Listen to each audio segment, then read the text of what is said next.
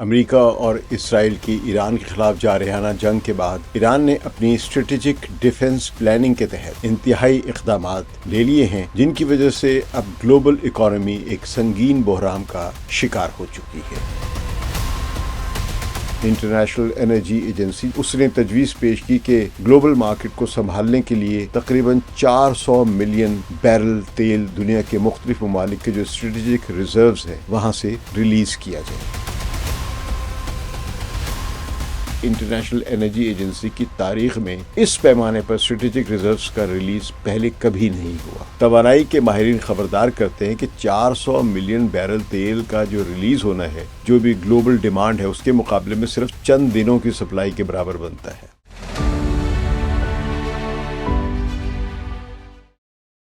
ثقلین امام کا سلام قبول کیجیے۔ امریکہ اور اسرائیل کی ایران کے خلاف جارحانہ جنگ کے بعد ایران نے اپنی اسٹریٹجک ڈیفنس پلاننگ کے تحت انتہائی اقدامات لے لیے ہیں، جن کی وجہ سے اب گلوبل اکانومی ایک سنگین بحران کا شکار ہو چکی ہے۔ اس بحران کا سب سے بڑا مرکز آبنائے ہرمز ہے۔ یہی وہ تنگ سمندری گزرگاہ جہاں سے دنیا کی تیل کی سپلائی کا ایک بہت بڑا حصہ گزرتا ہے۔ ماہرین کے مطابق روزانہ تقریباً 2 کروڑ بیرل خام تیل اس رستے سے عالمی جو منڈیاں ہیں، گلوبل مارکیٹ سے ان تک پہنچتا ہے، جو دنیا کی مجموعی تیل کی کنزمپشن کا تقریباً 20% بنتا ہے۔ اس لیے جو بھی انرجی کے جو بھی ایکسپرٹس ہیں وہ اسے دنیا کا سب سے اہم آئل چوک پوائنٹ کہتے ہیں۔ جب خطے میں جنگی کشیدگی بڑھی اور آئل ٹینکروں کی آمد و رفت خطرناک ہو گئی تو اس کے فوری اثرات گلوبل مارکیٹ میں محسوس کیے گئے۔ شپنگ کمپنیاں محتاط ہو گئیں، بیمہ کمپنیاں خطرات کی وجہ سے پریشان ہو گئیں اور کئی آئل ٹینکرز اس راستے سے گزرنے سے گریز کرنے لگ گئے۔ اس کے نتیجے میں گلوبل مارکیٹ میں یہ خوف پیدا ہوا کہ اگر تیل کی سپلائی مسلسل بند رہی تو پوری دنیا کو ایک بڑے توانائی کا بحران کا سامنا کرنا پڑ سکتا ہے۔ اس صورتحال کے پیش نظر دنیا کے انڈسٹریل کنٹریز نے ایک غیر معمولی اقدام پر غور شروع کیا۔ انٹرنیشنل انرجی ایجنسی جو ترقی یافتہ ممالک کا توانائی سے متعلق تعاون کا ایک پلیٹ فارم ہے، اس نے تجویز پیش کی کہ گلوبل مارکیٹ کو سنبھالنے کے لیے تقریباً 400 ملین بیرل تیل دنیا کے مختلف ممالک کے جو اسٹریٹجک ریزروز ہیں وہاں سے ریلیز کیا جائے، یعنی وہاں سے جاری کیا جائے۔ یہ فیصلہ اس لیے اہم ہے کیونکہ ایسے اسٹریٹجک ریزروز خاص طور پر اسی طرح کے بحرانوں کے لیے بنائے جاتے ہیں۔ ان ریزروز کو اسٹریٹجک پیٹرولیم ریزروز کہا جاتا ہے۔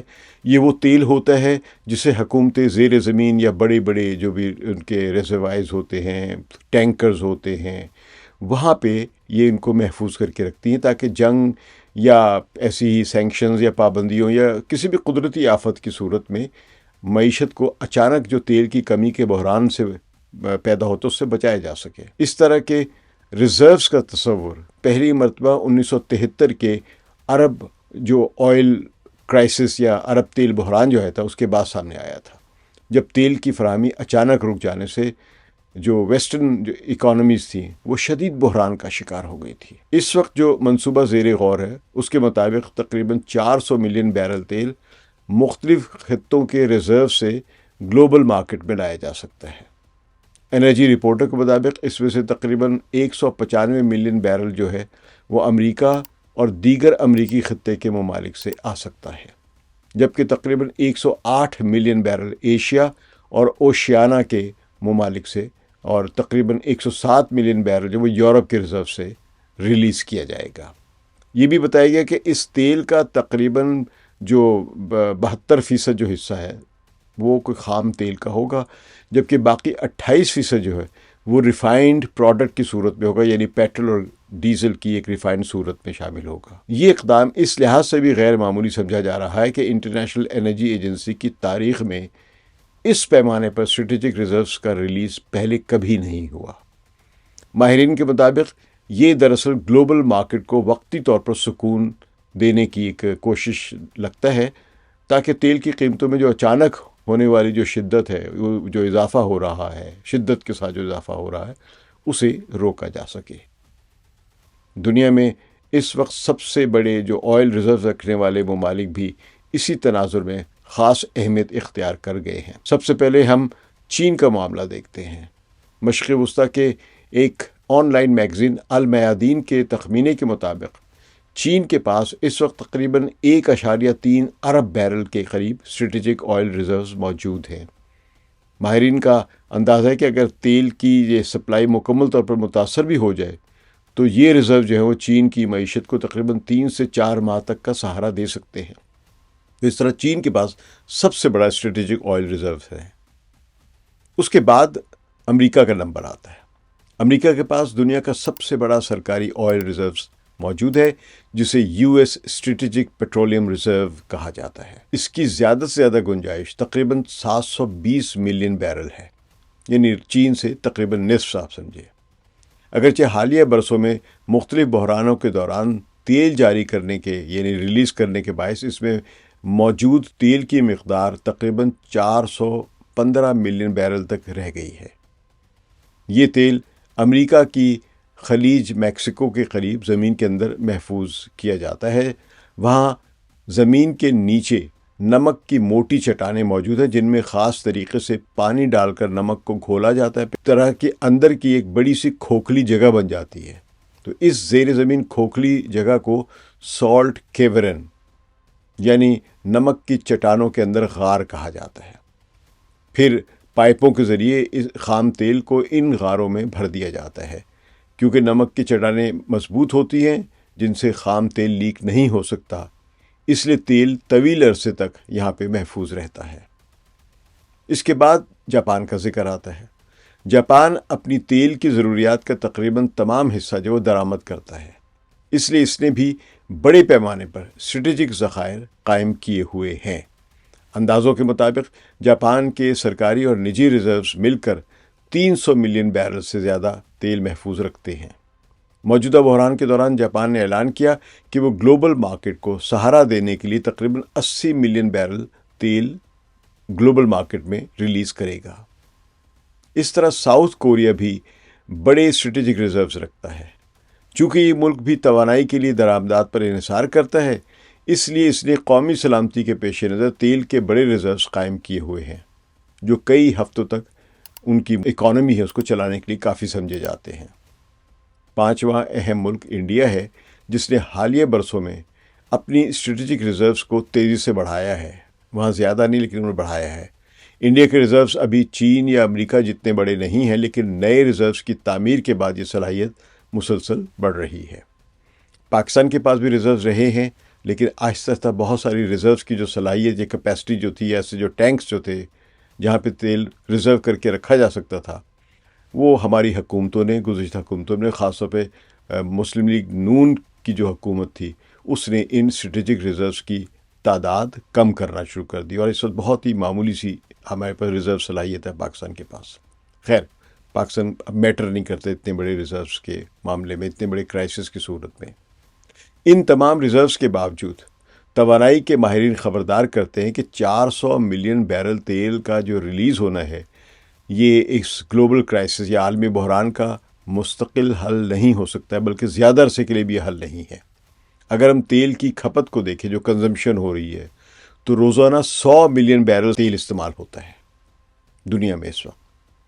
اس کا مطلب یہ ہے کہ 400 ملین بیرل کا ذخیرہ جو بھی گلوبل ڈیمانڈ ہے اس کے مقابلے میں صرف چند دنوں کی سپلائی کے برابر بنتا ہے۔ دوسری طرف صرف آبرۂ ہرمز سے روزانہ 20 ملین بیرل کے قریب تیل گزرتا ہے۔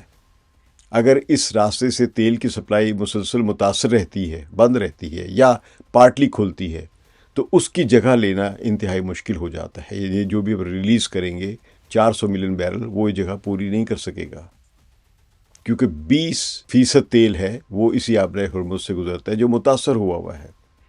یہی وجہ ہے کہ توانائی کے ماہرین کہتے ہیں کہ اسٹریٹجک ریزروز دراصل ایک عارضی حفاظتی کشن ہے جو وقتی طور پر مارکیٹ کو سہارا دیتے ہیں، لیکن وہ مستقل سپلائی کا متبادل نہیں بن سکتے ہیں، بلکہ زیادہ سے بھی متبادل نہیں بن سکتے ہیں۔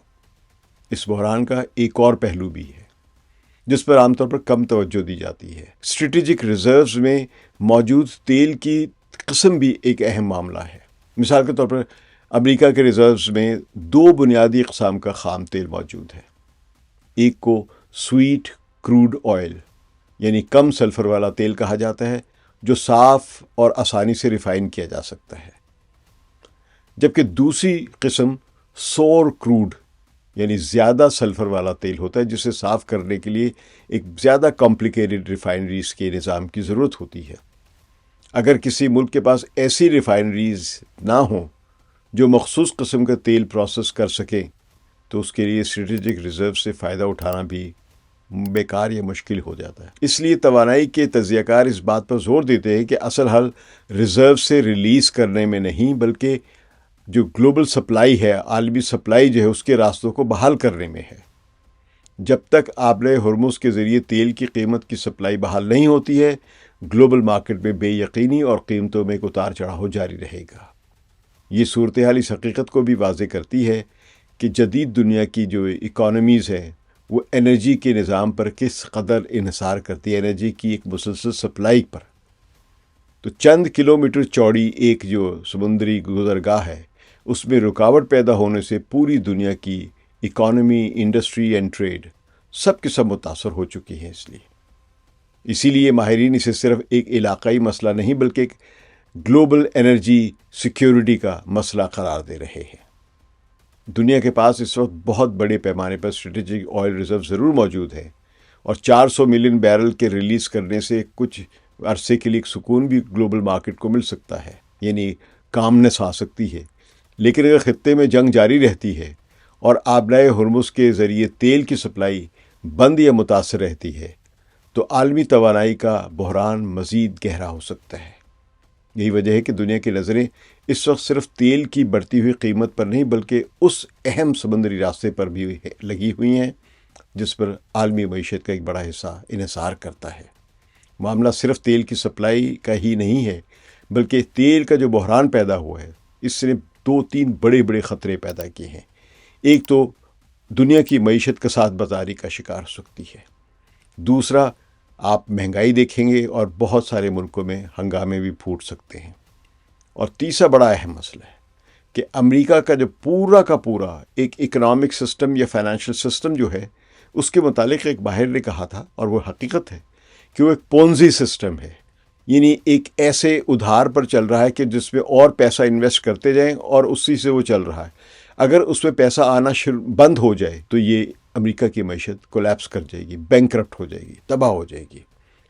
تو اسی لیے امریکہ نے اپنے ڈالر کو مضبوط رکھنے کے لیے اور اپنی اکانومی میں مسلسل ڈالرز کی انویسٹمنٹ کے لیے خلیج سے گزرنے والے جو ممالک تھے جن کی تیل پر بہت بڑی ایک، آپ نے جیسے دیکھا 20% وہیں سے گزرتا ہے، تو انہوں نے یہ کافی پہلے ان سے معاہدہ کیا ہوا تھا کہ آپ اپنا تیل جو ہوگا جو ایکسپورٹ کریں گے وہ ڈالر کی رقم میں یا ڈالر کی ڈینومینیشن میں کریں گے. اس کی وجہ سے ڈالر کو بہت مضبوطی ملی تھی اور ڈالر گلوبل ریزروز کرنسی بن گیا تھا اور سب کو اس کا فائدہ تھا. اور اس کا سب سے زیادہ فائدہ جو تھا وہ امریکہ کی اپنی اکانومی، اپنے فائنینشیل سسٹم کو تھا.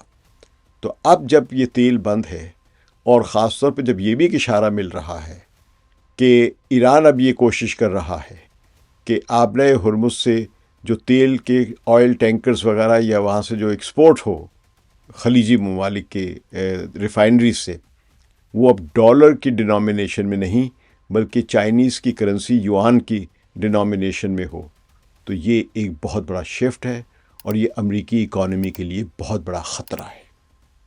شکریہ. ثقلین امام کو اجازت دیجیے. خدا حافظ.